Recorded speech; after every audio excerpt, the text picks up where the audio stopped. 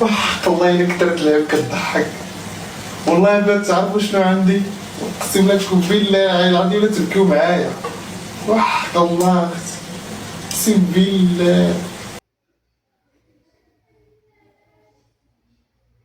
انا كيبان لي يبكي غير بوحدك، خاصك تبكي غير بوحدك، فهمتيني؟ يعني كاع هاد اللوبيات هادو ما عمرني سمعت شي واحد كيهضر مع الرجال، دائما كيهضر مع البنات. ها انت يا اختي، ها انت يا صاحبتي، ها انت يا فهمت انا. ولكن شكون السبب المشكل ديال هاد اللوبيات هادو؟ وشكون اللي كيطلع هاد اللوبيات؟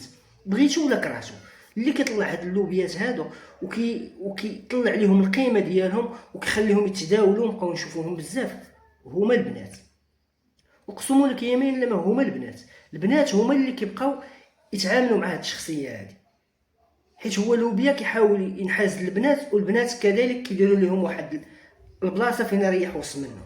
هذا هو السبب. هاد اللوبيات هادو كيفاش كينتشروا وكيفاش كيتكونوا؟ السبب ديالهم البنات. اللي بغاني واللي كرهني. هذه هي الحقيقه، وبزاف الناس غيكونوا متفقين معايا، خصوص البنات في هذا الموضوع هذا.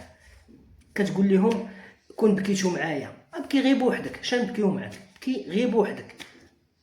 انا كيبان لي مادام بقى لي ما دارتش خدمتها، ما بان لي انا مهما انت مازال كدور على السوشيال ميديا، مادام بقى لي ما دارتش خدمتها خوتي